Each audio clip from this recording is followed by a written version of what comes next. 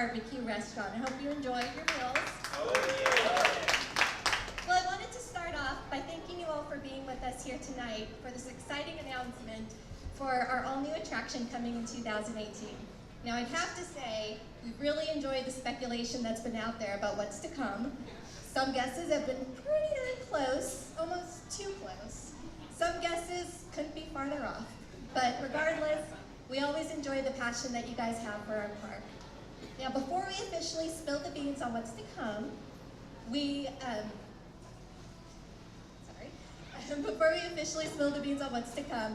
want to share with you a little bit of our evolution, our legacy, and the innovation throughout the years. Here you go.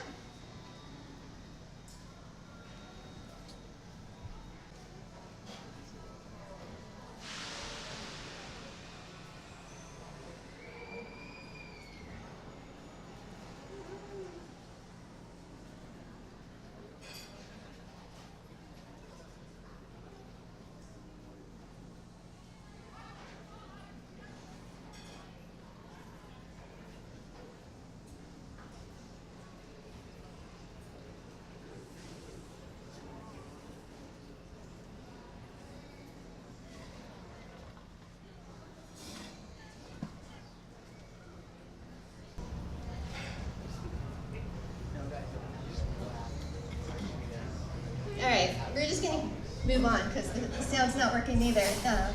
So it would have sounded a lot better with music. But as you know, we do have a great roller coaster legacy here from Corkscrew to Accelerator. So we're excited to talk about what's next. And here to talk about what's next is our VP and General Manager, John Storbeck.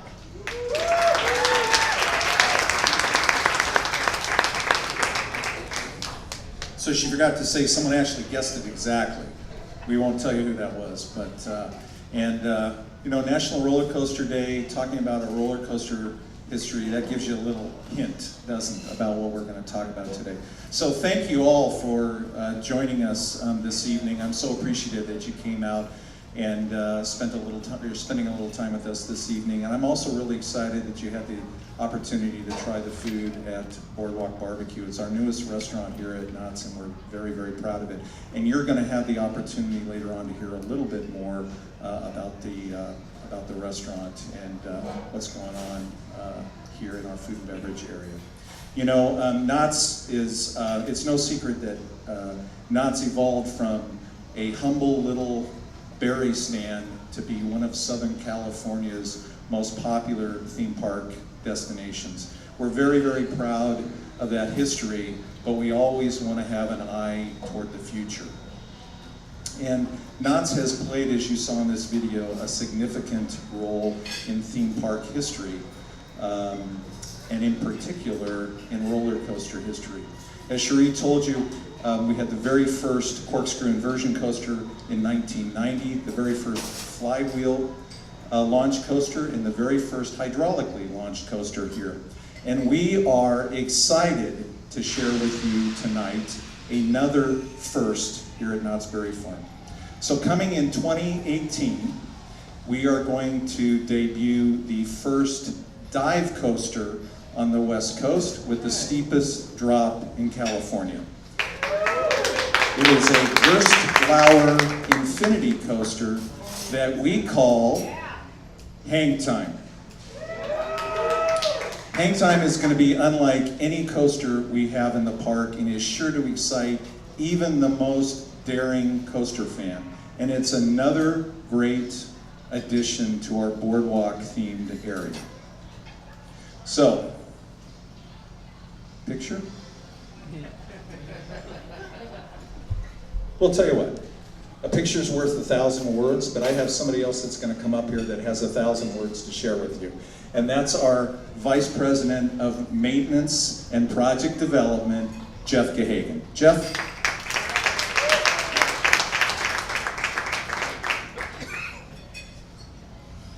Welcome, everybody. Like John mentioned, we did have the first of a lot of launch coasters. We had the two. We had the first free spinning coaster with Mock over in Sierra Sidewinder. And this year we're bringing you HangTime. You can see it here and you're looking at it going, why? What's going on with that ride there? It is, have you heard of the Daredevil dive? Any of you? ridden that at Six Flags, Georgia? 95 feet. We're going 150 feet. You're hanging at the edge there. We're 2,198 feet, so a lot further. 3 trains with 16 passengers each. And what that is, it's configurations of 4. So there will be 4 rows, 4 guests per row. And the maximum velocity is 57 miles per hour. Now let's get to the fun stuff. The fun part about this ride, I mentioned that it's 150 feet. You're going to go up and you're actually going to hold at the top at 60 degrees for 2 seconds. And what are you going to do? You're going to drop 96 degrees back into it. It actually says 90, but it's actually 96 on the vertical lift. So we're going beyond the 95 that Daredevil Dive does. 3 inversions on Daredevil Dive, we're going 5 inversions. We have a 60-degree holding brake, like I said, at the top of the lift. That'll hold you there for 2 seconds.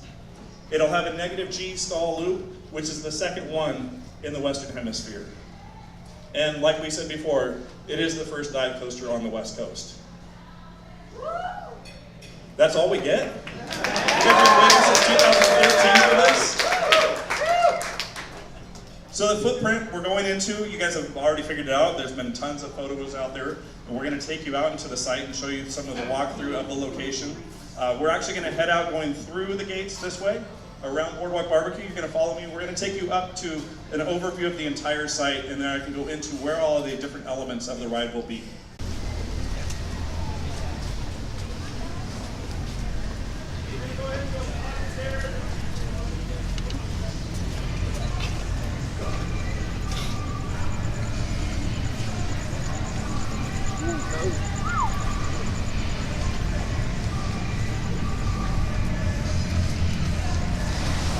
Everybody can see you.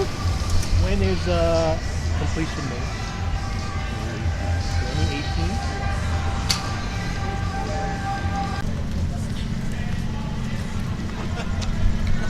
I love construction surfboards. I also like 2 surfboards. There's 3 surfboards. That's my favorite. Everyone gets in there.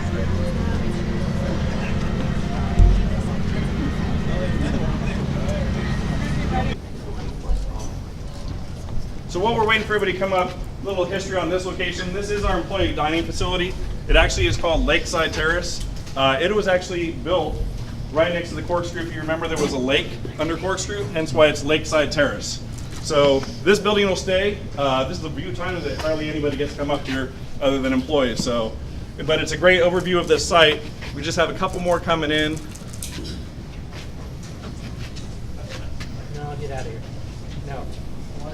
Knock it off. So a lot of you have noticed there are surfboards out there. The reason why is I will talk through what the different surfboards are that they actually, or just place markers out there, and you can also reference the drawing right above my head.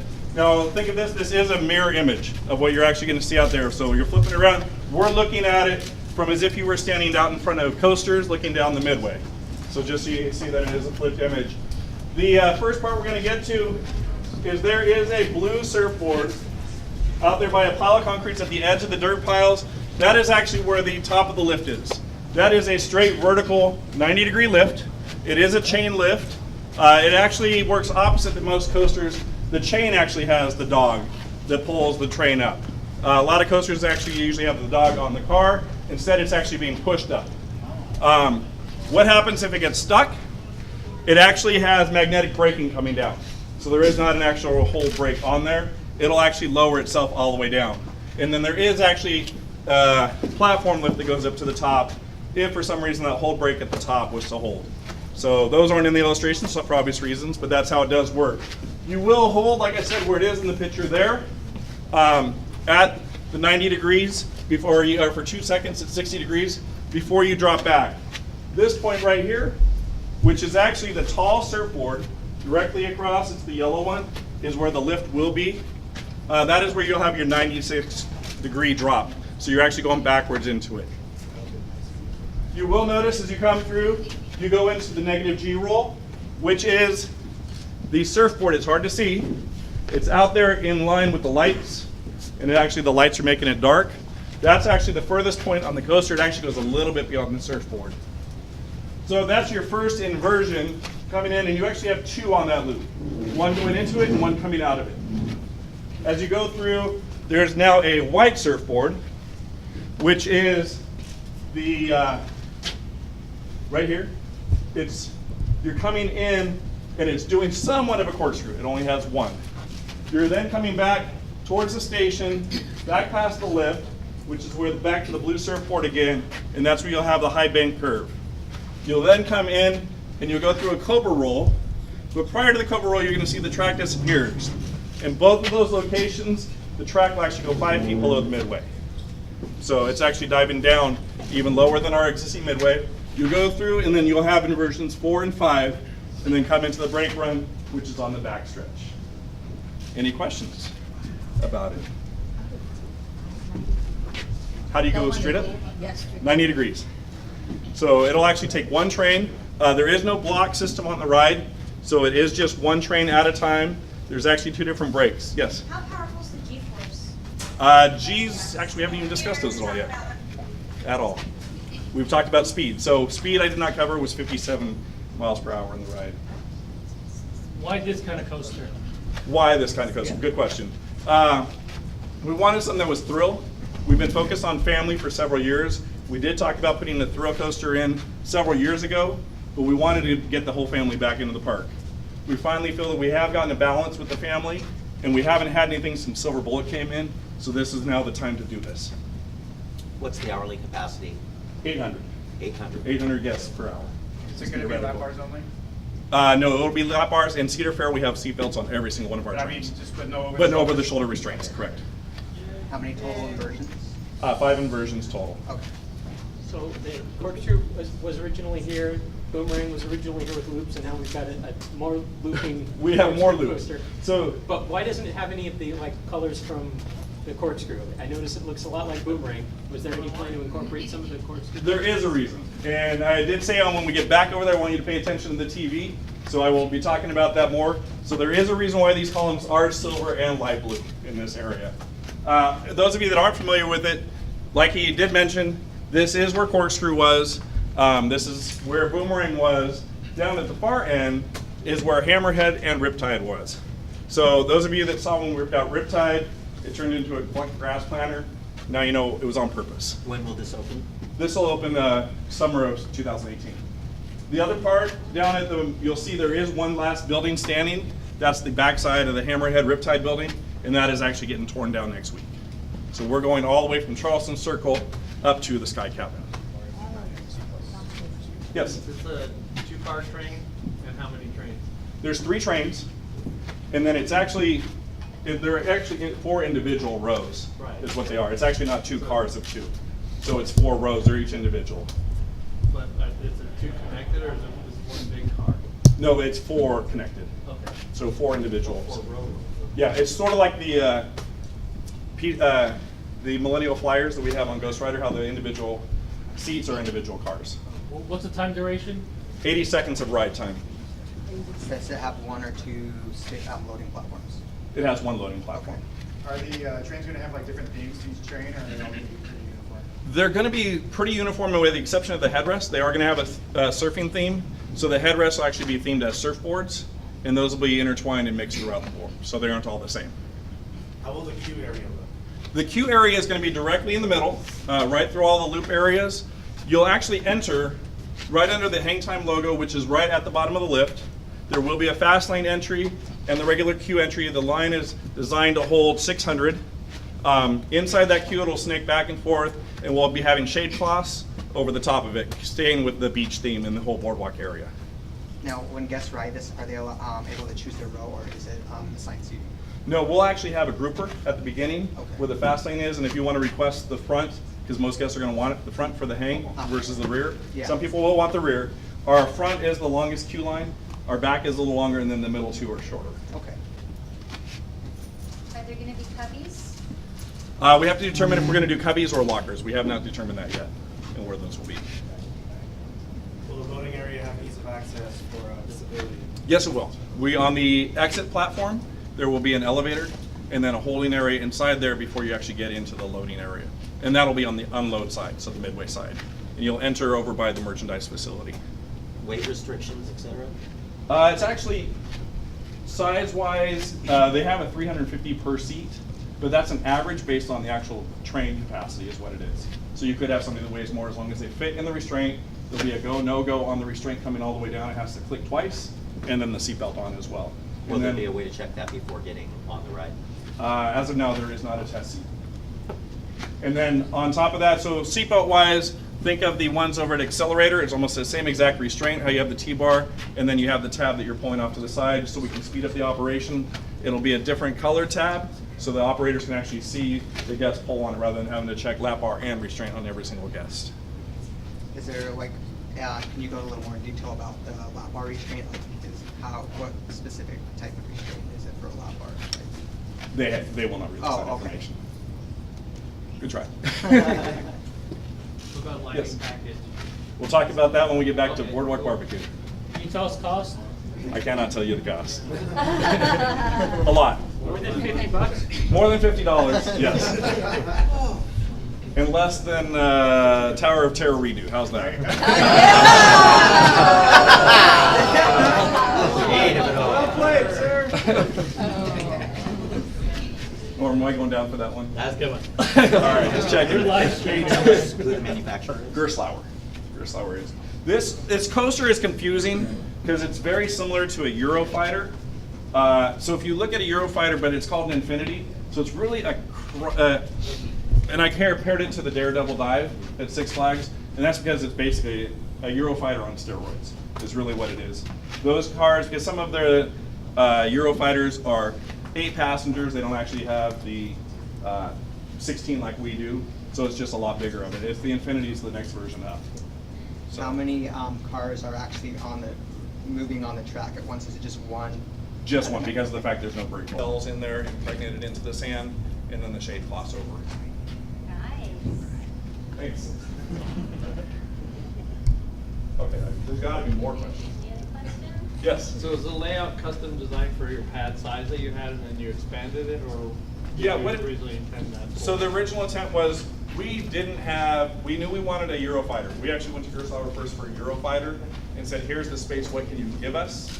The first that they came back with was only less than 100 feet on the lift, and it only had 3 inversions. So much like the one I had gone to look at.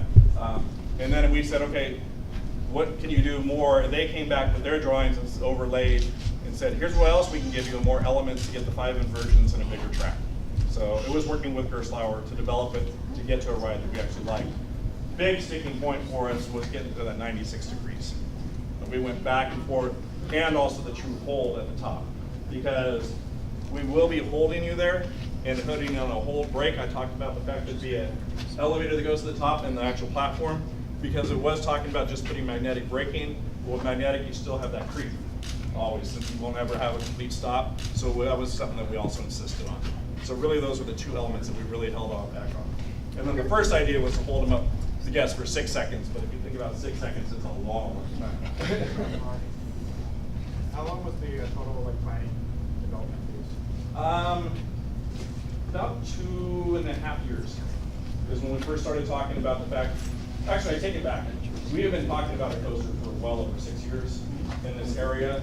But as far as when we determined that Boomerang was coming out, was shortly after we had to make a decision about Riptide, and that's when we really got serious about moving forward. We had the good guest reactions from Ghost Rider when we were going into that project, and so we knew we needed to do something coming up 2 years from when we opened that ride up.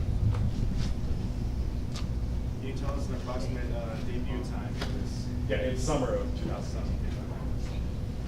Will we be able to see an animation of like a POV animation or anything like that? Yes, that will be coming up later this year. Okay. Any other questions that you have? What we can do is we can go down the stairs. Oh, yes, Mark. Is there a designated upset stomach zone after you get off the ride? There are these blue trash cans. We ask that you open the flap all the way, pull out the actual cans, and then clean the trash cans and use Trying to be that. delicate.